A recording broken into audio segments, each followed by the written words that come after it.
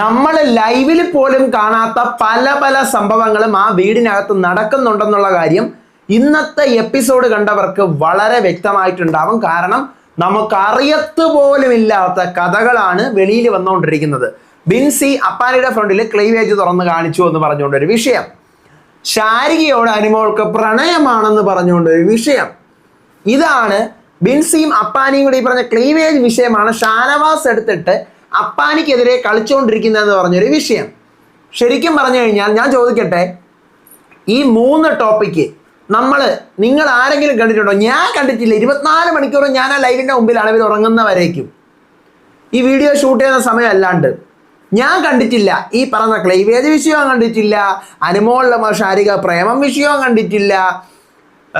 എന്താന്ന് എനിക്കറിഞ്ഞൂടെ. ഈ PR 16 ലക്ഷത്തിൻ്റെ കഥയും ഞാൻ കണ്ടിട്ടില്ല. 16 ലക്ഷം പറയുന്നത് കണ്ടിട്ടില്ല. PR എന്ന് പറയുന്നത് കേട്ടിട്ടുണ്ട്.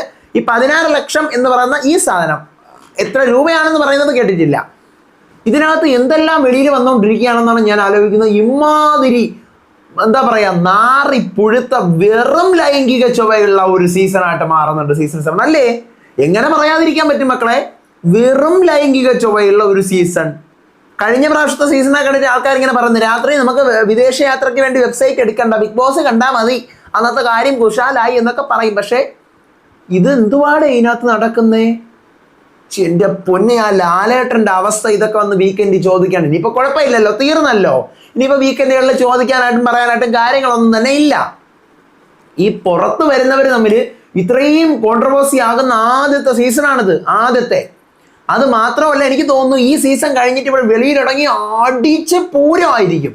ഇന്നിപ്പോൾ അപ്പാനിയും പറഞ്ഞ് വന്ന് അപ്പാനിയും അനുമോളും കൂടെ തുടങ്ങിയ ഉടക്ക്, അല്ലെങ്കിൽ ബിൻസി അനുമോളും കൂടെ തുടങ്ങിയ ഉടക്ക് ബിൻസിയും അപ്പാനിയും കൂടെ ആയിട്ട് വന്ന് നിൽക്കണം. നിനക്ക് അറിഞ്ഞുകൂടെ ബിൻസിയെ, അപ്പാനി നിനക്ക് അറിഞ്ഞുകൂടെ അപ്പാനിയെ. ഇവർ രണ്ടുപേരും കൊണ്ടുള്ള ഇഷ്യൂ ഭയങ്കര സീനാണ് വീടിനകത്ത്. ഇന്ന് രാവിലെ മുതൽ രാത്രി വരെയുള്ള കാര്യങ്ങളെ റിവ്യൂ പറയാൻ ഇരുന്ന് കഴിഞ്ഞാൽ നേരം വെളുക്കുന്നവരെ നമ്മൾ പറയേണ്ടി വരും. അന്തമാതിരി അളവിനുണ്ട് സാധനങ്ങൾ ഇവരുണ്ടാക്കി വെച്ചിരിക്കുന്നത്. ഇമാതിരി പുഴുത്ത് നാറി ലൈംഗിക ചൊവ്വയുള്ള വൃത്തികെട്ട വെറും തറ ലോക്കൽ സീസൺ ഞാൻ എൻ്റെ ലൈഫിൽ ഒരു ബിഗ് ബോസിനും കണ്ടിട്ടില്ല. നമ്മൾ ഹിന്ദു ബിഗ് ബോസിന് വരെ കണ്ടിട്ടുണ്ട്, തലയണയൊക്കെ മടിയിൽ വെച്ചിട്ട് കയ്യൊക്കെ കയറ്റിക്കൊണ്ട് പോകുന്നത്. അതിനും ഉണ്ട് മക്കളെ ഒരു സ്റ്റാൻഡേർഡ്. ഇതെന്തോന്നിത്? ഞാൻ ആ ഷോക്കിൽ ഇരിക്കുകയാണ്. കാരണം ഇത് ലൈവിൽ വന്നില്ല, രാത്രി 12:45 വരത്തുള്ളൂ ലൈവില്.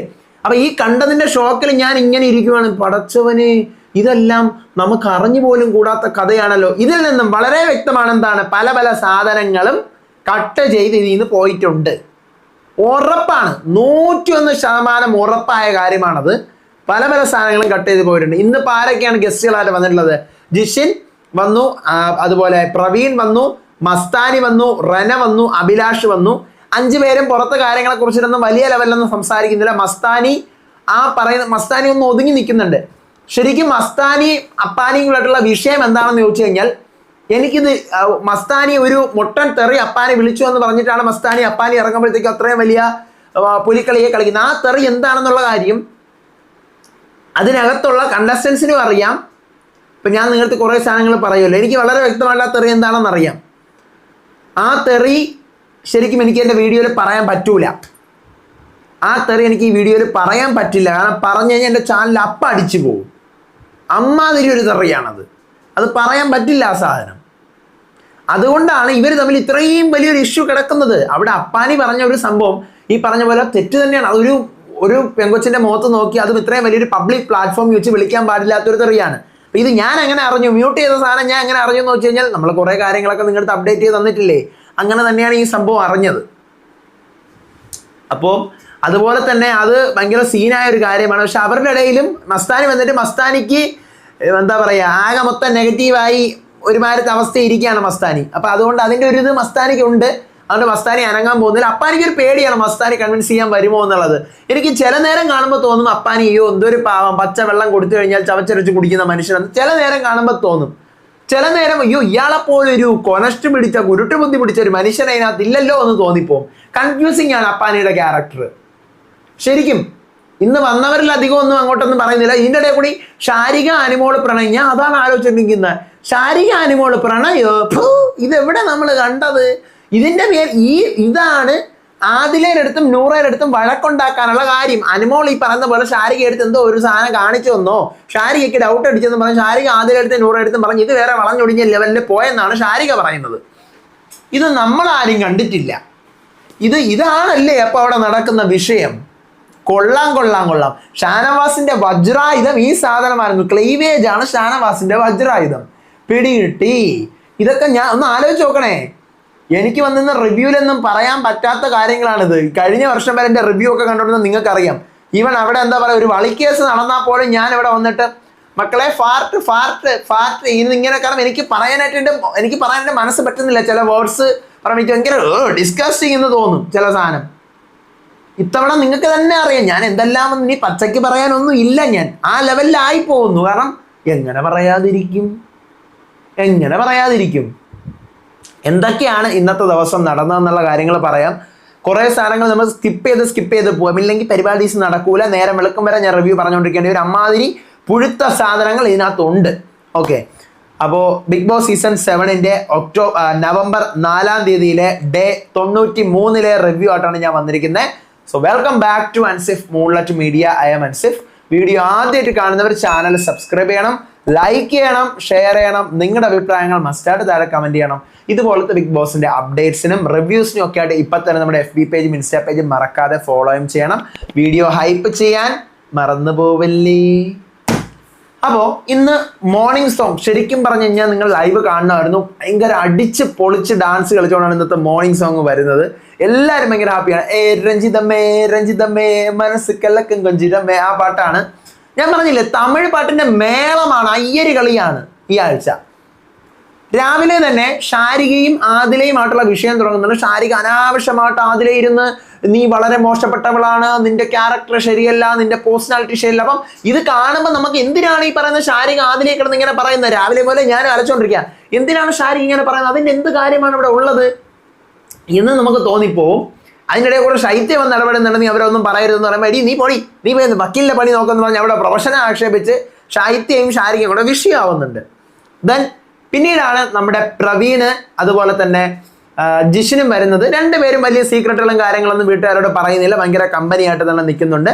പ്രവീൺ വന്നിട്ട് അനുമോളുമായിട്ടുള്ള കോംബോയും കാര്യങ്ങളൊക്കെ കുറിച്ചിട്ടൊക്കെ സംസാരിക്കുന്നുണ്ട്. അവരുടെ ഇടയിലുണ്ടായിരുന്ന കോംബോയെ കുറിച്ചിട്ടൊക്കെയാണ് സംസാരിക്കുന്നത്. അതങ്ങനെ നടന്ന് ഒരറ്റത്തുകൂടി വളരെ നന്നായിട്ട് അത് പോയിക്കൊണ്ടിരിക്കുകയാണ്. അവർ വന്നിട്ട് വേറെ വിഷയങ്ങളോ അല്ലെങ്കിൽ ഭയങ്കരമായ വിവാദങ്ങളോ അവർ ബിഗ് ബോസ് വിലക്കേണ്ട കാര്യങ്ങളോ അങ്ങനെ ഒന്നും തന്നെ വന്നിട്ടൊന്നും ഇല്ല. ദെൻ അടുത്ത് പിന്നീട് ഈ പറയുന്നത് പോലെ അപ്പാനി അഭിലാഷ് വരുന്നുണ്ട്.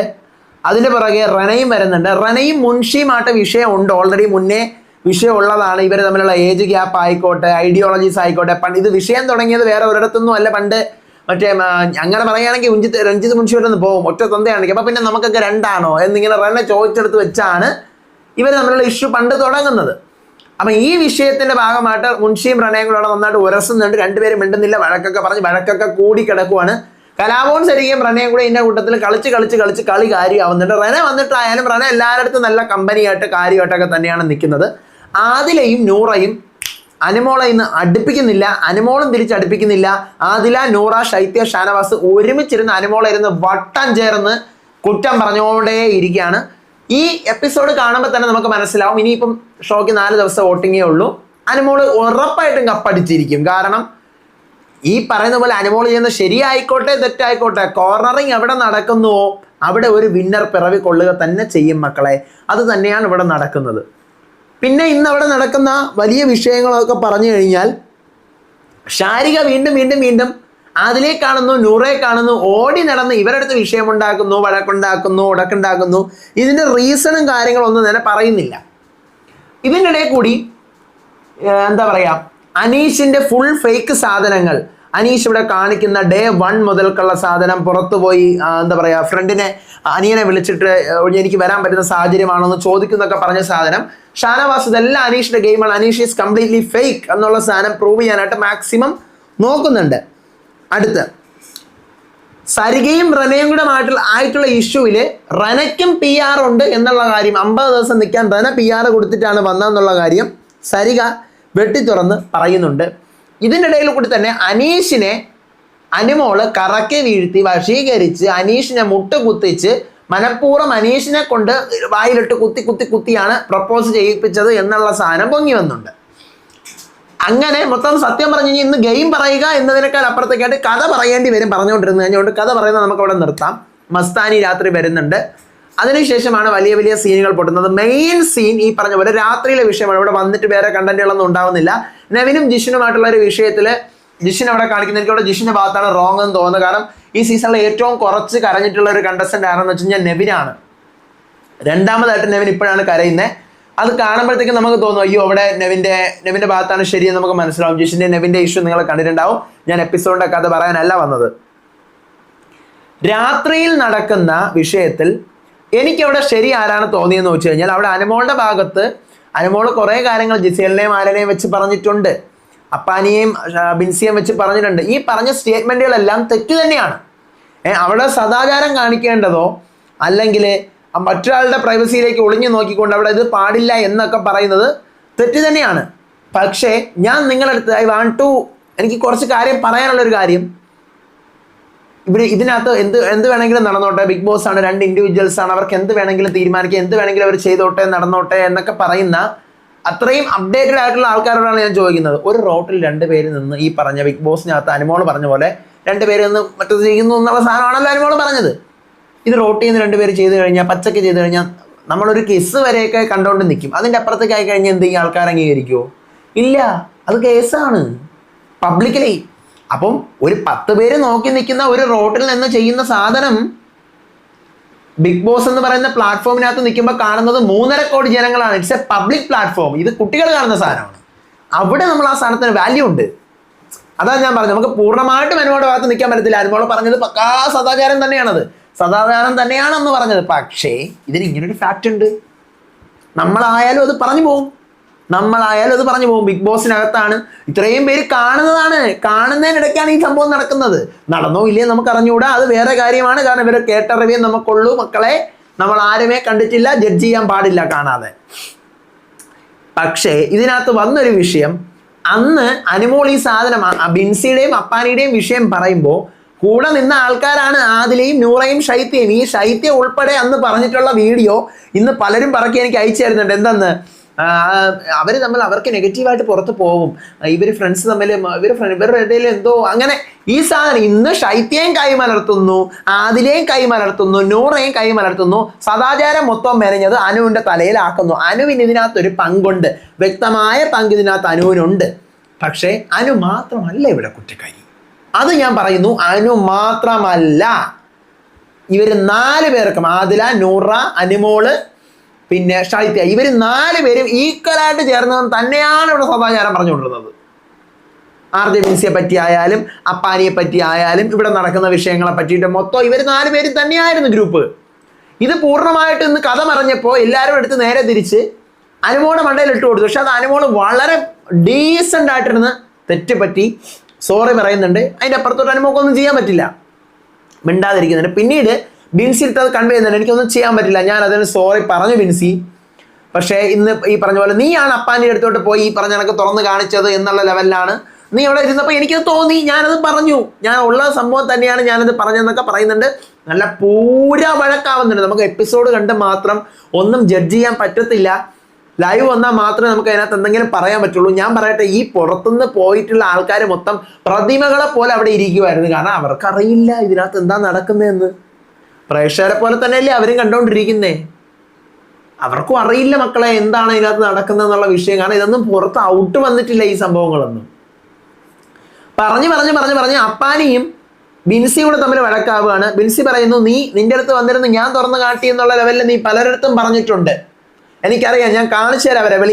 വെളിയിലിറങ്ങിയിട്ട് അടിച്ച് പൊട്ടിക്കും എന്ന് പറഞ്ഞു കഴിഞ്ഞാൽ അങ്ങോട്ടും ഇങ്ങോട്ടും എല്ലാം കൂടെ വാരി മടല് പറക്കി അടിച്ച് തലമണ്ട അടിച്ച് പൊട്ടിക്കും. അതിനകത്ത് ഒരു സംശയവും വേണ്ട, അത്രമാത്രം അടിയാണ്. ഇന്ന് അനുമോളുടെ തലയിൽ മാത്രം അത് പിടിച്ചിട്ടതിൻ്റെ അർത്ഥം എനിക്ക് മനസ്സിലാവുന്നില്ല. എല്ലാവരും അങ്ങൊന്ന് സ്കിപ്പായി പോയി. അനുവിൻ്റെ തലയിൽ മാത്രം സദാചാരം പറഞ്ഞത് വന്നു. ഇതിനെ ഏറ്റവും വലിയ വിറ്റ് ബ്രഹ്മാസ്ത്രവും വെച്ച് എടാ നിന്നെ ഞാൻ വെട്ടുപടാ എന്ന് പറഞ്ഞ് ഇതാ ഇങ്ങനെ വാളും വീശി നടന്ന ആളാണ് ഷാനവാസ്. എടാ അപ്പാനി നിന്റെ ബ്രഹ്മാസ്ത്രം എൻ്റെ കയ്യിലുണ്ടടാ, നീ ഇവിടെ വിൻസിയായിട്ട് കാണിച്ച് കൂട്ടിയൊക്കെ എൻ്റെ കയ്യിലുണ്ട് എന്ന് പറഞ്ഞ് നടന്ന ഷാനവാസ് ഇന്ന് സൈലന്റ് ആണ്. ഇത്രയും വലിയ വിഷയം നടക്കുമ്പോഴും ഈ ക്ലീവേജ് വിഷയം ചർച്ചയാകുമ്പോഴും ഷാനവാസ് കമാഷിമ ഒരക്ഷരം മിണ്ടുന്നില്ല, ഒരക്ഷരം. കാരണം എന്താ? ഞാൻ അത് ആലോചിക്കുന്നത്, ഇവർ പറയുന്നത് ശരിയാണോ തെറ്റാണോ, ഇത് നടന്നിട്ടുണ്ടോ ഇല്ലയോ എന്നുള്ള കാര്യം ഒന്നും നമുക്ക് അറിയില്ല മക്കളെ. ഇതിനിടയിൽ കൂടി ഇവർക്കൊരു ടാസ്ക് കൊടുക്കുന്നുണ്ട്. ഇത് ഞാൻ പറഞ്ഞല്ലോ, മെയിൻ വിഷയം ഇതാണ്. നമ്മൾ ബാക്കിയുള്ള കാര്യങ്ങൾ പറഞ്ഞുകൊണ്ടിരിക്കുമ്പോൾ അനുമോടെ ഭാഗത്ത് ശരിയുണ്ടോ എന്ന് വെച്ച് കഴിഞ്ഞാൽ ഉറപ്പായിട്ടും ഇന്ന് ശരിയുണ്ട്. അനുമോൾ സദാചാരം പറഞ്ഞതെല്ലാം തെറ്റാണ്, പക്ഷെ എല്ലാം അനുമോടെ തലമണ്ടയിൽ ഇട്ട് കൊടുത്ത് ഇവിടെ നടക്കുന്ന പക്കാ കോർണറിങ് തന്നെയാണ്. പുറത്തുനിന്ന് വന്ന എല്ലാവരും കൂടെ അനുമോടെ മണ്ടയിൽ കയറി എന്നിട്ട് അനീഷിനെ ഫ്ലൈയിങ് കിസ് കാണിച്ചു, പിന്നെ എന്താ പറയുക ഇച്ചായ എന്ന് വിളിച്ചു. ഈ സാധനങ്ങളെല്ലാം അവിടെ ചർച്ച വേണം. എനിക്കിത് കണ്ടുകൊണ്ടിരുന്നിട്ട് അനീഷിനെ മനഃപൂർവ്വം ഇങ്ങനെ ഈ വേയിലേക്ക് കൊണ്ടുവന്നതാണെന്ന് എനിക്ക് ഫീൽ ചെയ്തിട്ടില്ല. അനുവിന് അനീഷിന്റെ അടുത്തൊരു സോഫ്റ്റ് കോർണർ ഉണ്ട്, അതൊരു കാര്യമാണ്. പക്ഷെ അത് ഇതാണോ എന്ന് ചോദിച്ചു കഴിഞ്ഞാൽ ഞാൻ അതിനെങ്ങനെ ഉത്തരം പറയാൻ, എനിക്ക് അതിലൊരു ഉത്തരമില്ല. ആണെന്നും ഉത്തരമില്ല, അല്ലാന്നും ഉത്തരമില്ല. എനിക്കങ്ങനെ തോന്നിയിട്ടില്ല. നമ്മൾ റിവ്യൂ ചെയ്യാനിരിക്കുന്ന ആളല്ലേ, എനിക്കങ്ങനെ തോന്നിയിട്ടില്ല അനീഷിനെ വളച്ചെടുത്തതാണ് അല്ലെങ്കിൽ വശീകരിച്ചെടുത്തതാണെന്നൊരു ഒപ്പീനിയൻ എനിക്കില്ല. കാരണം ഡേ 1 മുതൽക്കേ തന്നെ അയാളടുത്താണ് സംസാരിക്കുന്നത്, ചേട്ടവാ നമുക്ക് കല്യാണം കഴിക്കാം, ആ ഒരു ലെവല്. പിന്നീട് ഇവർ തമ്മിലുള്ള ആക്ടിങ് സ്കിറ്റുകളൊക്കെ വരുന്നുണ്ട്. അപ്പം സ്വാഭാവികമായിട്ടും അതുകൊണ്ടാണ് അനീഷ് ഇങ്ങനെ ആയത്, അത് ഞാൻ സമ്മതിക്കുന്നു. ആ വിഷയങ്ങളൊക്കെ കൊണ്ട് തന്നെയാണ് 100% അനീഷിന് അനുമോളൊരു ഇൻട്രസ്റ്റ് വരുന്നതും അല്ലെങ്കിൽ അനുമോൾ കാണിക്കുന്ന ഒരു സ്നേഹം തന്നെയാണ് അനീഷ് പ്രപ്പോസ് ചെയ്യാനായിട്ടുള്ള ഒരു സാഹചര്യം അവിടെ വരുന്നത്. പക്ഷെ അത് അനുമോൾ പ്ലാൻ ചെയ്തതാണോ എന്ന് വെച്ച് കഴിഞ്ഞാൽ എൻ്റെ അതിലൊരു ഉത്തരമില്ല മക്കളെ. കാരണം ഞാൻ അനുമോടെ മനസ്സല്ല, എനിക്ക് അറിഞ്ഞുകൂടാ. എനിക്ക് ഇത്രേ പറയാനുള്ളൂ. ഇന്നത്തെ എപ്പിസോഡെ പറ്റി വളരെ നാറിപ്പുഴുത്ത സാധനമായി മാറിയിരിക്കുകയാണ് ബിഗ് ബോസ്. എങ്ങനെയെങ്കിലും ഒന്ന് തീർന്ന് അവസാനിച്ച് കിട്ടിയിരുന്നെങ്കിൽ വളരെ ഉപകാരമാകുമായിരുന്നു. ഇത്ര എനിക്ക് പറയാനുള്ളൂ. അപ്പോൾ അടുത്ത വീഡിയോ ആയിട്ട് വരാം. നാളത്തെ എപ്പിസോഡിൻ്റെ ലൈവും അപ്ഡേറ്റും പ്രൊമോഡ് വീഡിയോ ഒക്കെ ആയിട്ട് വരുന്ന രാത്രി എന്താണെന്ന് നോക്കട്ടെ ലൈവിൽ. അടുത്ത വീഡിയോ ആയിട്ട് വരുന്നവരെ ഏവർക്കും ബൈ.